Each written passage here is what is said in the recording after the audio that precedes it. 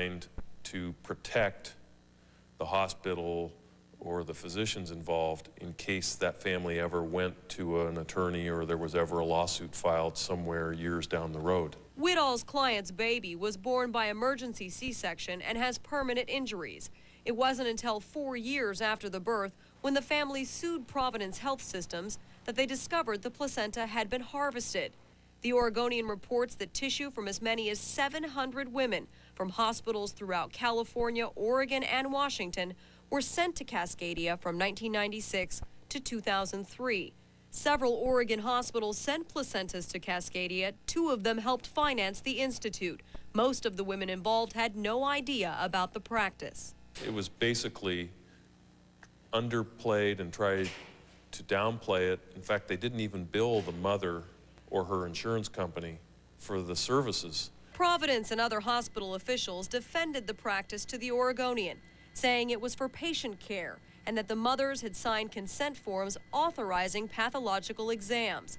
And experts told the newspaper while the placental harvesting raises ethical questions and may seem like a violation of trust, it's likely not a violation of the law. The mother felt betrayed and violated by this, and had no idea that this had been done in a way that was trying to gather information to use against her. That was Nicole Dahl reporting. When the Cascadia Placenta Registry went out of business, it returned the placentas to the hospitals, but the doctor in charge still has hundreds of tissue samples. You can read more in the Sunday early edition of the Oregonian, available on newsstands tomorrow. The U.S.-Canada border crossing has been partially reopened tonight after it was closed due to police activity in the area. The Peace Arch crossing in Blaine, Washington was closed late this afternoon. A spokesman for the U.S. Customs and Border Protection Agency says the crossing is sporadically open in both directions. According to reports, officials are looking for a person who may be armed and who reportedly was headed toward Canada from the U.S. side of the border. Customs officials would not confirm the details of the closure. The games are underway in Torino, Italy. Athletes from across the globe are getting ready for today's competition, but folks there are still talking about the spectacular opening ceremony. News Channel 8's Stephanie Strickland joins us now live from Torino, Italy. Stephanie, what a dazzling show. Hi, Laurel. Yes, what a dazzling show indeed. Now, I actually saw this last night. The show for you folks in the States just wrapped up. The athletic competitions for you folks start tomorrow, which for me is today. Are you still with me, maybe? Oh, well, that's all right. The show was all about pageantry, and it started with something that's perhaps a little more reminiscent of summer: fire. One of Italy's most famous gymnasts kicked off the 2006 Winter Games by swinging this giant hammer into an anvil. Flames shot into Torino's crisp evening air, lighting up the Olympic Stadium packed with some 35,000 spectators. From futuristic, fiery inline skaters to a stage taking us back to ancient times, there was something for everyone: dancers, acrobats, and famed Italian singer Luciano Pavarotti. Amazing being able to soak in the whole Olympic atmosphere. We caught up with Beaverton's Rachel Joseph. The athlete procession was her personal favorite. It took the 2,500 athletes almost an hour to file in, cheered on by the dancing crowd. 5-time speed skating Olympian Chris Whitty carried the U.S. flag. Outside in Piazza San Carlo, Italians and people from all over the world packed into the historic square. Their expressions, illuminated by the lights of the big screen, said it all. This family was part of the Salt Lake Winter Games. We have gotten the bug. We're really enjoying Olympics. Among tonight's highlights, a giant downhill skier made of hundreds of moving people. This Italian performer was part of the group and felt overwhelmed by the experience. It's fantastic. It's amazing. Towering cranes hoisted rings 40 feet into the air before they moved into a familiar formation and lit up with the Olympic colors. A Ferrari built on stage. And finally, the Olympic cauldron lighting, a fiery spectacle sparked by the torch, carried by a series of Italian medal winners. The 20th Winter Games, dedicated to passion and igniting the competitive spirit in athletes everywhere. Really quick story about the torch. So I'm standing outside the Olympic Stadium yesterday waiting for people to come out to try to snag a few interviews. And I'm looking up at this thing, not really quite sure what it is, thinking perhaps it's one of the many sculptures around town. All of a sudden, fireworks go off all around me, sparks shoot up the side of it, and flames burst out of the top. I said, oh yeah, that's the torch. I put together some fast facts for you on this. Listen to this. 6,000 volunteers worked on this, and they practiced an estimated 10,000 hours. Final tally for all of this, opening and closing ceremonies, $34 million. Back to you. It was unbelievable. Hey, Stephanie, you were in Salt Lake in 2002, and you'll remember that the Roots beret was the must-have item, selling like hotcakes or a big lines for it. Is there a hot item in Torino this year like that? If I had to guess, Laurel, I would actually say it's going to be the beret all over again. And the reason why I say that is because I already have emails from people in my inbox who saw the opening ceremony yesterday, saw the American athletes wearing those berets, and said, can you get me one of those and bring it back? So I think my suitcase will be full of those berets. Remains to be seen, but that's my guess. Can you add one more? Thank you. Sure, why not, you know? Thanks, Stephanie Strickland, live in Torino, Italy. We look forward to your reports all weekend. Right now on KGW.com, you can check the latest Olympic results, look at pictures of the opening ceremony, and read athletes' profiles. That's all on KGW.com. A Turkish national will spend at least 35 years in prison for the murder of a University of Portland student. Denise Eidner pleaded no contest today and was convicted on 18 counts for the 2001 murder of Kate Johnson in her dorm room. The plea deal helps Eidner avoid the death penalty. Instead, he gets life with a chance for parole. By pleading no contest, he admits nothing but won't fight the charges. I pray that you are able to someday make a full confession, because it is the right thing to do for you and for Kate. Kate's mother says her family was supportive of a plea bargain. They wanted to avoid a lengthy trial and the painful details that would likely surface. 2 more guilty pleas, these from teenagers involved in the murders of a couple in their home in Donald. Today, 20-year-old Jorge Ibarra pleaded guilty to felony murder and will serve at least 30 years in prison. 16-year-old Emmanuel Lopez Delgado will serve a minimum of 40 years in prison for the deaths of Gail and Becky Good. A third suspect has also entered a guilty plea and will be sentenced in late April. For the second time in less than 2 months, a Clackamas County Sheriff's deputy has been arrested. Both cases revolve around prescription painkillers. News Channel 8's Andrea Cantu shows us who tipped off police in this latest arrest.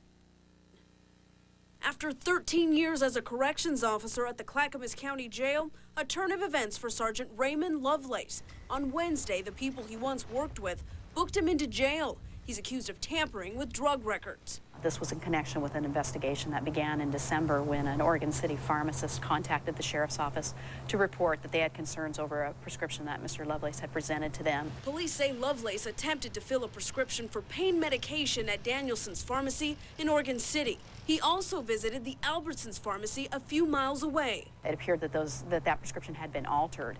At that point, Sergeant Lovelace at the time was placed on administrative leave. Before the investigation was over, Lovelace resigned from his position. The 53-year-old is the second Clackamas County Sheriff's deputy arrested in less than 2 months. This is coming on the heels, obviously, of another deputy who was arrested for an incident that's being handled, federally. And certainly it's disheartening to the people that work for the Clackamas County Sheriff's Office. Former Sheriff's Deputy David Verbose is facing federal charges and a lifetime in prison. He's accused in a string of armed robberies in which he stole money and the prescription drug OxyContin, a highly addictive pain reliever. The sheriff's office says it's now trying to make some changes. What the sheriff is doing, and he's been working with the union now the last couple of months, is proposing a policy of testing if someone has reason to believe that someone is, under the influence or is impaired, that they be tested. That was Andrea Cantu reporting. Lovelace is due in court on March 7th. He's currently out on bail. Police in Gresham say a trail of funny money led them right to a suspected counterfeiter. Detectives showed off this counterfeit money today, along with computer equipment seized from Raymond Troy Chadley. Officers were tipped off by a cashier at Heidi's restaurant after someone paid for a meal with a fake $50 bill. Basically what he's doing with this setup is he's taking real money, he's scanning it into his computer, he's getting emblems that have been provided to him from pamphlets you can pick up anywhere on money, and he is printing up money back onto paper, plain old paper that you can find anywhere in the any office supply place in town. Police arrested Chadley for outstanding federal counterfeiting warrants. A traffic mess on I-5 today after the interstate bridge malfunctioned, causing an accident. The Oregon Department of Transportation says the bridge was on its way back down after a routine lift, but it stopped 6 to 8 inches before fully closing. Even still, cars were given an automatic green light to proceed. The first car to move forward slammed into the abrupt edge, leaving the 50-year-old driver and a passenger trapped. Due to the wind or due to something, we are of course going to do an investigation, and this is something that happens extremely rarely, if not 1 in a million. Once ODOT is done with its investigation, it will determine whether any cameras or other warning measures need to be added to the bridge. A break tonight after 24 hours of non-stop winds. The damage left behind is widespread, and a Vancouver family got the worst of it. This 100-foot tall tree fell into their home. The city condemned the house. And in Clackamas County, a gust of wind sheared off the top of a tree, knocking a tree trimmer 20 to 30 feet to the ground. The trimmer suffered a serious leg injury. Matt, are the winds going to be an issue this weekend? Well, they're dying down right now, but still in East County. 24 miles an hour at the airport and at Troutdale. They're still gusty in the gorge, but they are dying down. We'll let you know what's on the way for your weekend. Plus, former FEMA Director Michael Brown fires back next who he blames for the slow response after Hurricane Katrina, and an amazing discovery in Egypt. We'll tell you what archaeologists found from the time of King Tut. Monday at sunrise. It was the surprise hit of the Salt Lake City Winter Olympics, curling. We'll slide on over to a Northwest curling club where the excitement is building as the Torino Games begin. Monday at sunrise on News Channel 8. It's time to celebrate. If you've been waiting to buy your new Ford from a locally owned dealer famous for award-winning customer service, then it's time to come back to Beaverton. It's the grand opening of the new Beaverton Ford. All new ownership, all new 2006 Fords. Hurry to Beaverton Ford now for grand opening deals like the fully loaded 4x4 Super Cab F-150 starting at $19,999 with 100 to choose from. It's time to save at the new Beaverton Ford, where the best price is just the start. On Canyon Road, just west of 217. If you're considering laser vision correction, choose the region's premier laser eye center, Teplic Vision. I visited a couple other LASIK centers. Then I came to Teplic after talking with some friends who had great experiences here. I was much more impressed with the professionalism here. I just felt so much more comfortable with the care that I was getting and what the outcome was going to be. Call today for a free consultation with Teplic Vision, your vision for the future.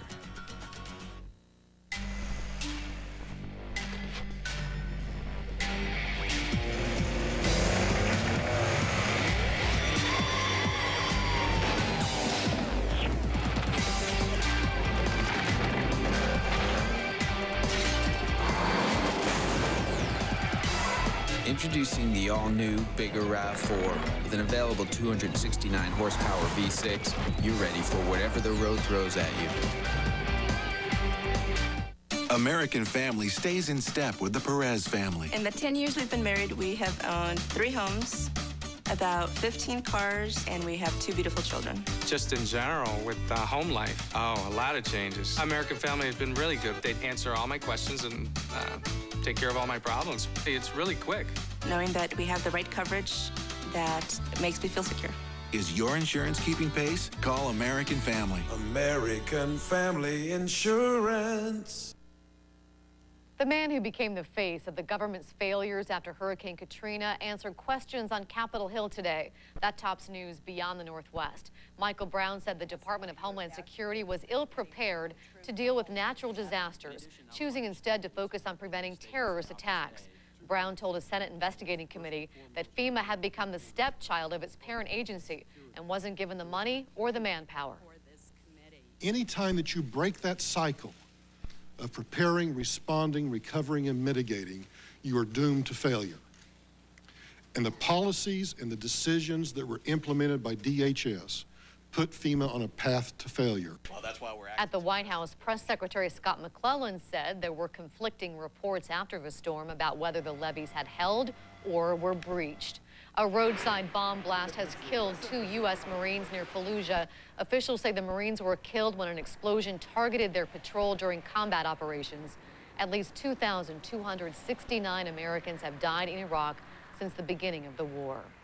Meantime, the kidnappers of American journalist Jill Carroll are setting a new deadline. This is video of Carroll that aired on a Kuwaiti TV station yesterday. The owner of that station says the kidnappers now say they will kill Carroll by February 26th if their demands are not met. The kidnappers have demanded the release of all women prisoners held by the U.S. military in Iraq. This is pretty exciting. A newfound tomb in Cairo, Egypt, was open to the public today. The mummies that were located date back to the 18th dynasty. That's the time of King Tut.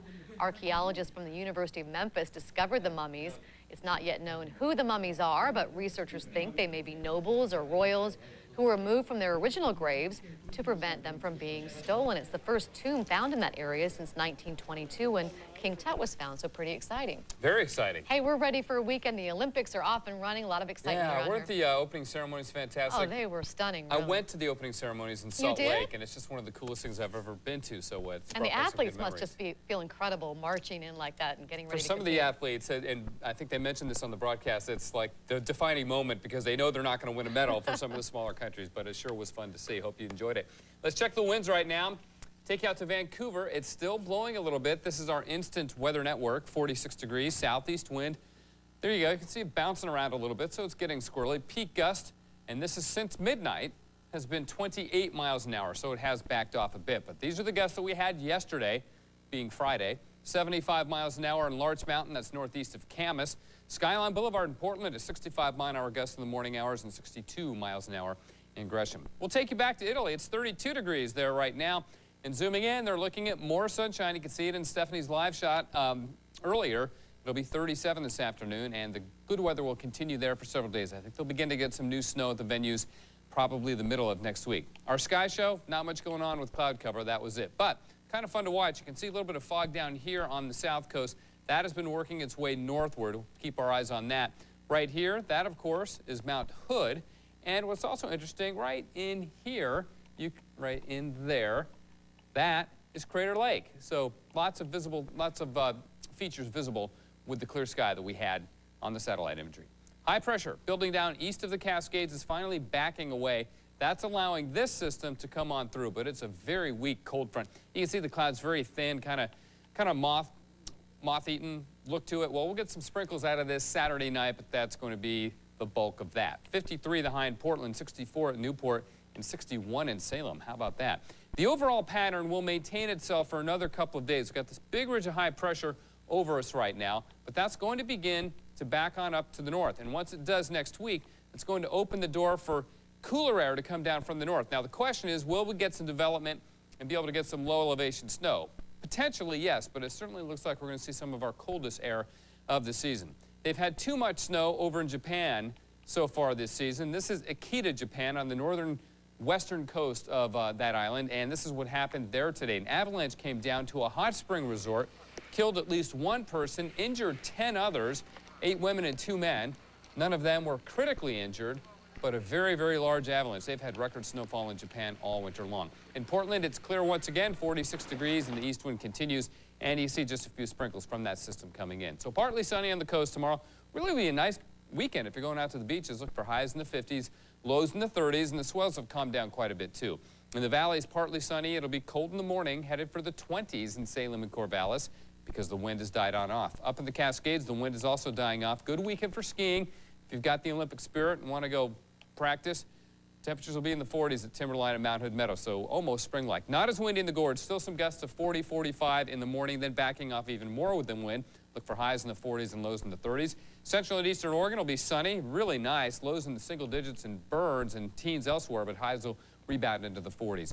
And in Portland, if the wind dies off, you're headed for 30 like Hillsboro.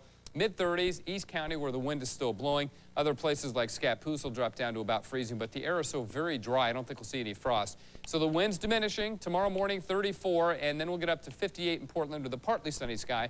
Our 7-day forecast really cools it off. Notice on As we go into the next week, Laurel, highs only in the low 40s with a low snow level. It just remains to be seen if we'll actually get enough moisture to produce snow.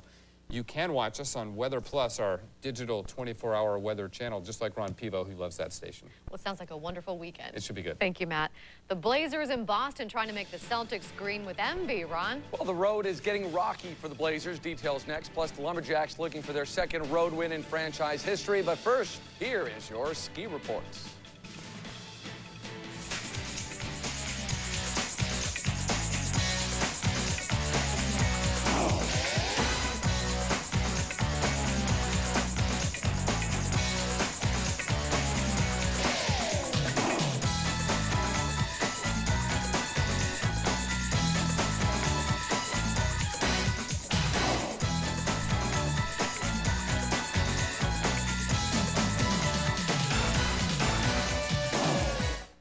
This ski report brought to you by the four-wheel drive Pilot from Honda. There's nothing routine about it. Some people see the Honda Pilot as very civilized. It's spacious and comfortable, and the most fuel-efficient 8-passenger SUV.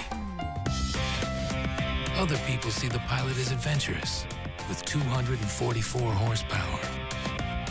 The Pilot from Honda. See both sides at your Honda dealer. Lease a Honda Pilot for $299 a month with a total drive-off of $19.99 for well-qualified customers. Now watch News Channel 8 weekend mornings an hour earlier at 6 a.m. to keep you better informed. Northwest News Channel 8, where the news comes first.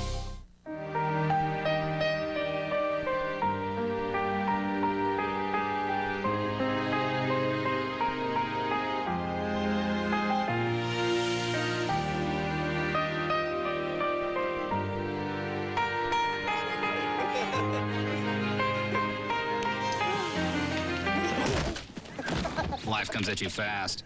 Be smart. Invest with Nationwide. Investments, retirement, insurance. Nationwide is on your side.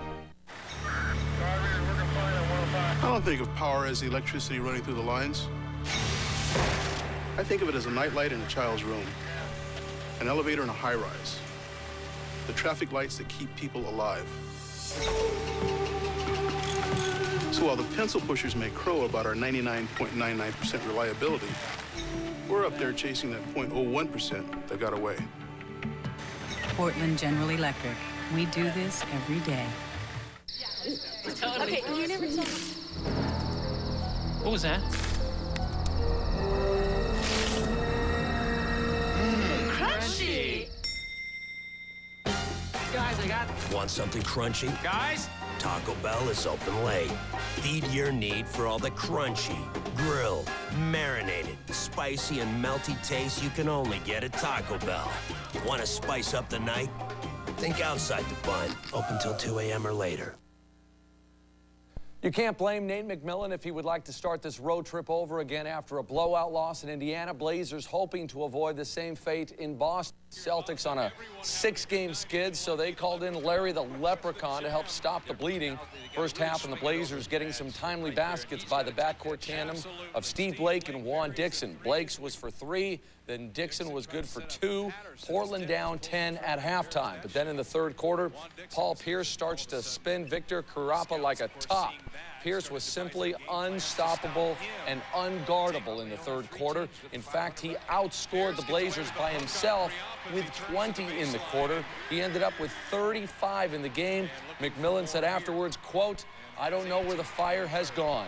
The Blazers lose by 32 points for the second straight game. 115-83 is the final. The Portland Lumberjacks putting on some serious frequent flyer miles, playing in Buffalo tonight. Buffalo is one of the better teams in the National Lacrosse League. Portland down 2-0, but on the attack. Watch near the goal. Great pass. Subsequent great goal. Then it's the Bandits of Buffalo on a fast break. The goalie will go one way. The shot goes the other. That makes it 4-2 Buffalo. Peter Morgan of the Lumberjacks will come up with another goal later in the game, but in the end, it was all Buffalo. 16-6 is the final.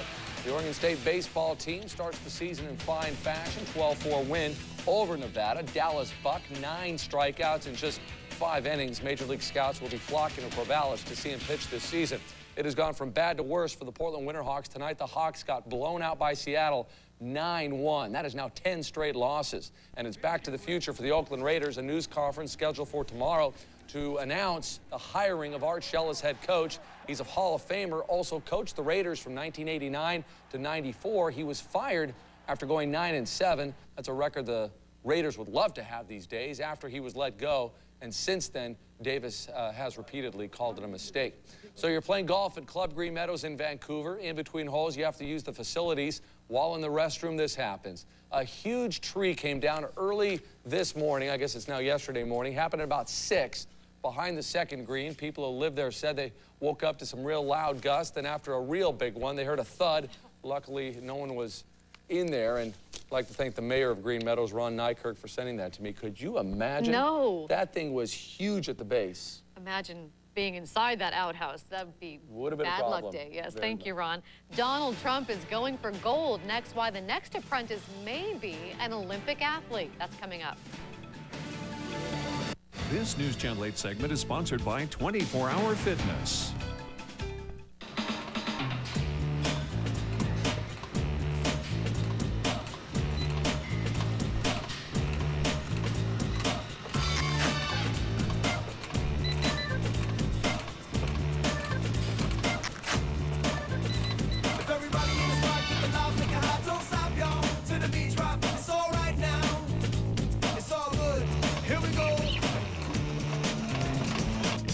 To the power of 24. Just looking. Well, at Gresham Toyota, we've earned all the awards for customer satisfaction because we consistently exceed your expectations. In fact, here's something you don't hear very often. If you're just looking, that's okay. In fact, we encourage you to just look. We know that everyone starts by getting information. So if you want information on prices, purchase options, or just a few questions, no problem, nothing to sign, no offers to make. Come see the difference at Gresham Toyota.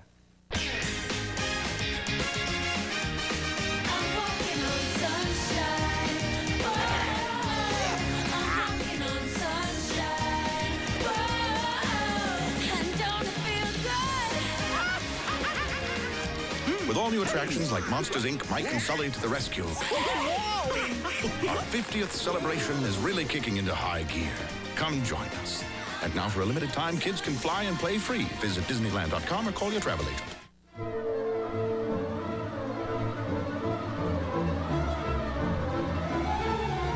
Is all that driving back and forth running you down? Try combining your trips into one, or use other ways to get around. Walk, bike, carpool, or take public transportation. You'll reduce pollution, relieve congestion, and save money on gas. For transportation options in your area, visit online. Drive less, save more. Donald Trump wants your help to find his next apprentice while you watch the Winter Olympics. The real estate mogul is asking Olympic viewers to choose one of 12 athletes to appear on the reality show. The winner will appear on season 6 of The Apprentice, which will air in the fall. You can vote from now until the closing ceremony on NBCOlympics.com. We have a link to that site on KGW.com. It'll be fun to see who wins. We'll be right back. Look for Chief Meteorologist Matt Zafino's forecast in tomorrow's Oregonian. Most watched, most honored. Northwest News Channel 8, where the news comes first.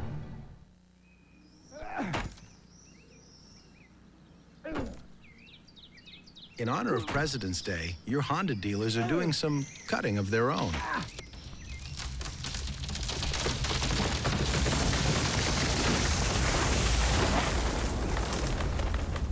The President's Day celebration, going on now at your Honda dealer. Lease a Honda Pilot for $299 a month with a total drive-off of $19.99 for well-qualified customers. Introducing the all-new 2007 Chevy Tahoe with available features like a power remote lift gate, power release fold and tumble second row seats,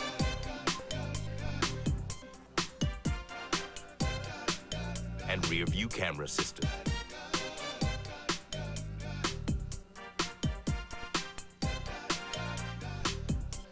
See your Northwest Chevy dealer today. For over 50 years, Escape from the Ordinary has been Norm Thompson's signature.